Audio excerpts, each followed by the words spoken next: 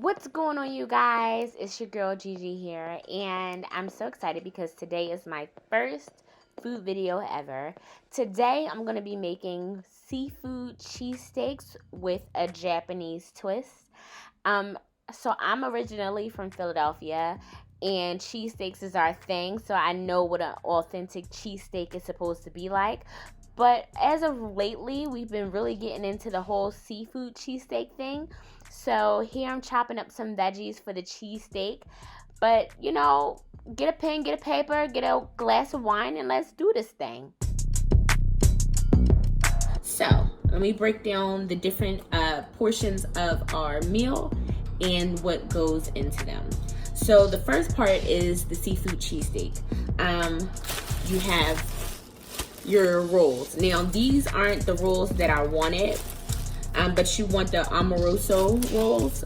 They come longer, but I went to the market really late last night and all they had were the shorter ones, which is probably your best bet since this dish is really, really rich. You probably want to slow down and eat a little portion at a time. So we have the amoroso rolls. Then you want 2 tablespoons of butter. I have about 2 tablespoons. Yep, exactly 2 tablespoons right here that we're going to be splitting. I have my seafood right here, which is this is salmon and shrimps that I cut up. So with the shrimp, I deshelled them, deveined them. I peeled them and deveined them. And then with the salmon, I bought fresh salmon. I cut off the skin and then I chopped it up. I seasoned it with Old Bay, lemon juice, and black pepper. That's it. And I let it sit in my fridge overnight. You don't have to sit it in your fridge overnight. I made half of it yesterday, which is why this is still in the fridge. So these have been marinating overnight. But if you don't want to marinate them overnight, then I recommend you just pop them in your fridge for like an hour or two so that seasoning can really seep into that seafood.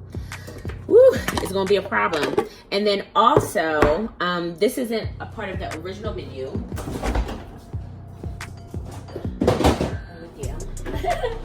But earlier this week, I tried a dynamite mussel recipe, which is basically a Japanese spicy, creamy mussel. It might look a little funky, but let me tell you something. These things taste amazing. I can do a recipe video later in the week or at another time for this if you guys are interested in knowing how I made my dynamite mussels. But I made them again on Sunday. It's now Wednesday, so I want to hurry up and use the rest of these guys before they go bad. So I'm going to, and so this is my thought, because a lot of stuff I just kind of like wing it. So since I'm adding dynamite mussels into the Philly cheesesteak, I'm gonna also add a dynamite sauce on the roll instead of plain mayo. So that way it has like a nice little spicy Japanese flair to it. It's delicious. It's amazing. So I'm gonna set that to the side.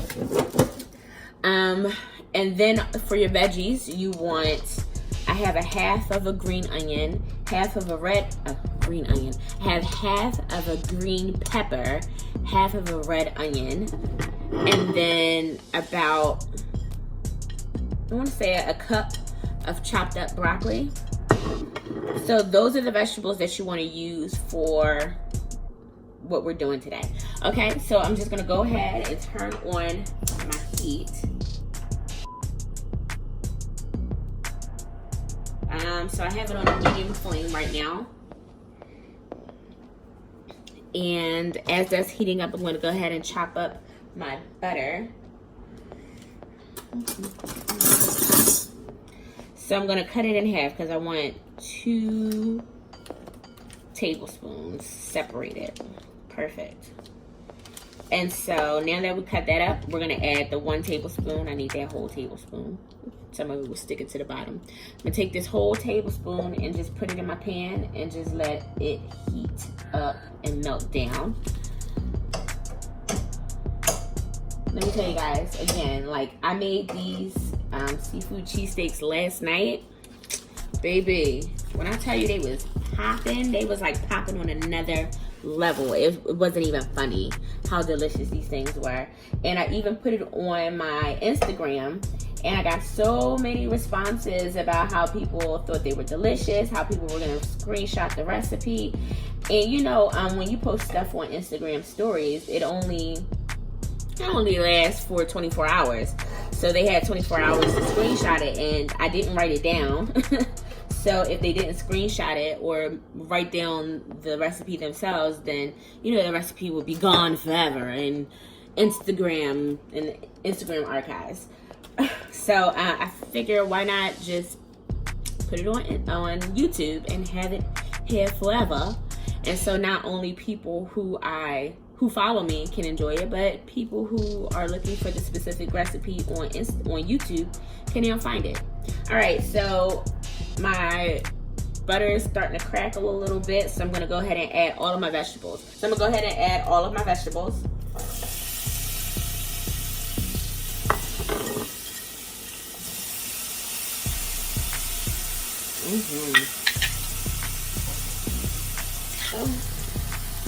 All right, so we're just gonna let this stuff kind of like cook down a little bit. We kind of want it to get a little seared too. And I have my heat on medium again, if I didn't state that before. I just thought about it. While our vegetables are going, I'm gonna make the dynamite sauce. And what you'll need for a dynamite sauce is Japanese mayo.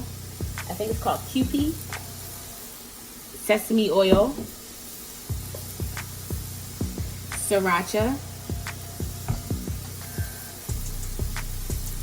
Masago. And a tad bit of teriyaki. Teriyaki is not mandatory. I just like the different flavor that it adds. So first we're gonna add, we're gonna do 2 tablespoons of mayo. Perfect. We're gonna do 1 tablespoon of sriracha.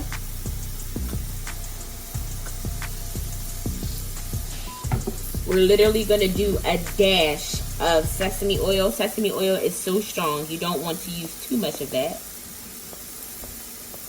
Okay, literally a dash. We're gonna use a dash of teriyaki, because teriyaki has a strong flavor as well.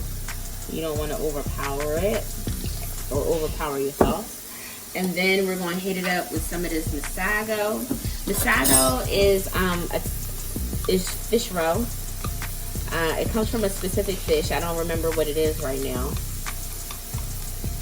But usually you find this on like your sushi. But it goes really, really well in this recipe. So my veggies are still going. I'm just going to toss them around. You see they're getting a little brown. That's what we want.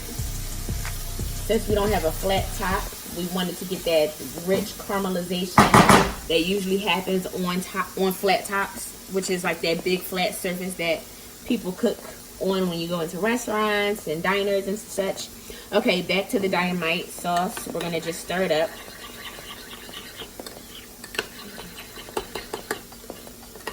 And you should get a really beautiful orange color with this, like that. And then you just go ahead and taste it. That's perfect. All right, so we're back to our pot. Just gonna crank up the heat just a tad bit more. So our vegetables are cooking nicely, but your broccoli shouldn't be cooked all the way through if it's blanched or raw at this point, which is totally fine. So what I'm gonna do now is I'm gonna make a well, which is just like a little space in the pan. And I'm gonna use that 2nd tablespoon of butter and focus that right in the middle.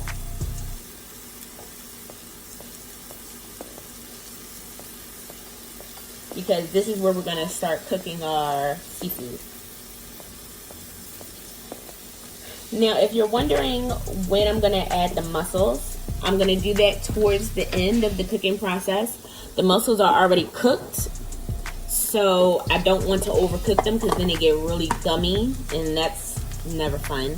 So I'm gonna wait towards the end when all of this is kind of like cooked up and chopped up, and then we're gonna just add it towards the end to keep it, just to warm it up a bit. All right, so I'm gonna take the rest of my seafood and I'm gonna dump that right in the middle. And again, this is salmon and shrimp, tiger shrimp specifically, that I season with Old Bay, some fresh lemon juice, and black pepper. And I let it sit in the fridge overnight. So now that that's in there, you want to just leave it alone. You want to add a top so that, oh, my top is sweating. You want to add a top to it so that the vegetables and the fish can kind of like steam until it's cooked all the way through. This will allow is for your vegetables to get nice and soft. And then it will cook your fish all the way through, so we can chop it up into small bite-sized pieces. All right. And we're gonna let this go for a good, I'd say 5 to 8 minutes. You just want to give everything a chance to kind of like come together, cook down a bit, and then we'll holler at it when it's done. Alrighty, you guys. So I'm back. It's been about 5 minutes. And I just took the lid off of my salmon, and you can see that it's cooking really, really nicely. It's steamed through. The salmon is nice and firm. The shrimp is pink, and I'm loving that. So what we're gonna do is you're gonna take your spatula. You're just gonna chop through all that salmon. Now, if you see that your salmon is still a little pink in the middle, it's totally fine because we're not done cooking it yet. But you want to start scooping and chopping all your veggies and your seafood together. You want to mince it nice and finely because this is how you do a cheesesteak. All right. Whenever you have a cheesesteak or a seafood cheesesteak, I should say, which is really, really big in Philly, seafood cheesesteaks. You want to make sure that, you know, you do it right. You don't want no big chunks of salmon. Now, if you have big chunks of shrimp in there, that's totally fine. But your salmon, you want to mince. And always use fresh salmon. You can get good quality salmon from Whole Foods. You can get good salmon from H Mart. But it's a difference when you use fresh ingredients. And so I used raw broccoli, no frozen broccoli, because I wanted to cook it myself. Again, I used fresh salmon, not frozen, not canned. And I just literally peeled the skin off and chopped it into big chunks and seasoned it. I'm telling you, the flavor profile is different when you do things fresh, when you do things the right way. All right, so I'm just spinning it around or stirring it up and just checking to make sure that all my salmon is kind of like chopped up in here, which it is. So we aren't done yet because we're going to add our little Japanese flair to it. So what I'm going to do is I'm just going to flatten this out right here, and then I'm going to make a small little well, D-W-E-L-L. Did I just say D? W-E-L-L. All right, and I'm gonna sit my little spatula to the side. We're gonna add our dynamite mussels to the well that we created. So grab you a spoon because we need to scoop all that goodness out, okay? So you just take a mussel and you just scrape all of it out into the middle like that, and just keep it going until you have as many mussels as you want. Now, again, this is optional. I just had dynamite mussels laying around in my fridge because I made them the beginning of this week, and I wanted to use them up before they went bad, because you know seafood doesn't last long in the fridge after you cook it, especially. So I'm just adding the rest of my mussels, and I have about 7 mussels in here. And that dynamite sauce that I made earlier is basically just a mussel that is cleaned. I like detached it from the shell and then cut it in half, put it back in the shell, and I added that dynamite sauce on top and I baked it in the oven. So that's all dynamite shrimp really is, which is why I ended up making more dynamite sauce to go on our cheesesteak. Alright, almost done. Now let me tell you something. Dynamite mussels, they're so rich and delicious. I'm going to do another video soon showing you guys how to make the dynamite mussels, because let me tell you something. These things were so bomb. And we made so many of them. It was really cheap. It was like a cute date night, like a cheap date night meal. Or appetizer, I should say, because it wasn't enough to satisfy you like as a meal. I mean, if you wanted to eat that many, but they're so rich you don't want to. So, okay, so now that the dynamite mussels are in there, we're just gonna mix them up. Look at that beautiful orange color. That's what I'm talking about.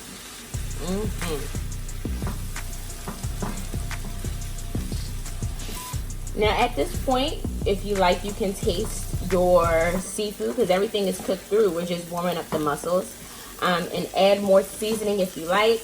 I already know how my marinade came out since I made this same recipe last night. So what I'm gonna do is I'm gonna add just a tad bit of Old Bay. And if you guys don't know by now, I'm one of those people who don't measure. I don't know how to measure food. But I would say that was about a tablespoon of Old Bay. I didn't use that much for the whole thing because it doesn't need that much extra seasoning since I already so I just recorded a whole bit and it didn't record. How disrespectful.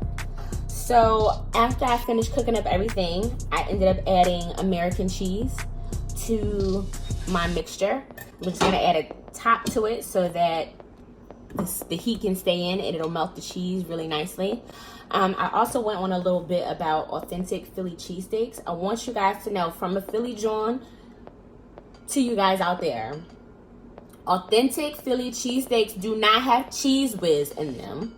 Okay? Stop coming to Philly and then writing us off for horrible cheesesteaks when your cheesesteak had cheese whiz in it. We don't do that in Philly. That is not an authentic Philly cheesesteak. I don't care if you know, I don't care if your auntie is from Jersey.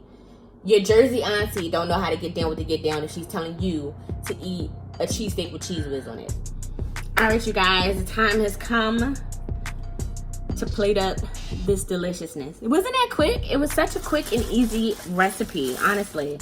It's so good for busy moms. It's so good for cheat meals. It's so good just to have, you know. So now we have our Amoroso roll, and it's very soft. I got this from ShopRite. I got a whole pack of them for like $4. They're not that expensive at all. All right, so we're opening up our Amoroso bowl. You can toast it if you want to. I like to have soft, cushiony bread. It just makes everything so much better than having toasted bread. Okay, so what you want to do is you want to take some of this dynamite sauce and you want to slap it on both sides of your roll, just like that. Listen, this sauce right here will change your life. And this little nook at the bottom, listen, load it up, all right? Because that's where all the juices and the cheese drips to when you sandwich your bread. So once you get that bottom bite of the sandwich, y'all know what I'm talking about. You can bite the top and it's fine. It's like delicious. But when you get to that bottom and all those juices are like sitting down there, baby, it does something to you. It does something to you. All right, so now we're gonna scoop it up into the scoop the goods into the bread. So what you want to do is you want to take your open piece of bread, lay it flat like that. Take your spatula, scoop it from the bottom, flip it over.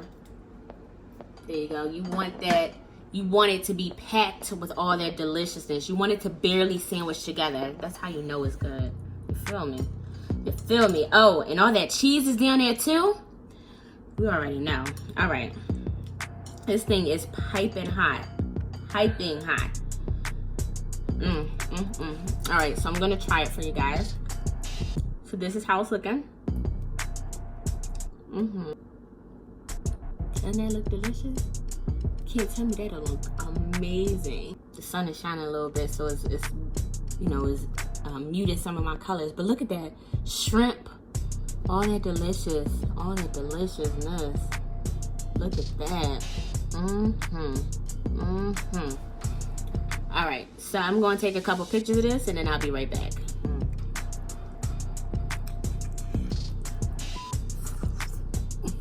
Oh my God. That don't make no sense. That don't make no type of sense. Oops. Listen. Y'all see that? You see that juice oozing? Look at all that. All right, you guys, so if you tried it, let me know how you like it. Even give your suggestions of what you would add or not add to it if you tried this recipe. Yeah, definitely subscribe to my channel for more amazing, delicious food. And we're just gonna ride this wave. So I'll see y'all in the next video. All right, I'm gonna eat the rest of this.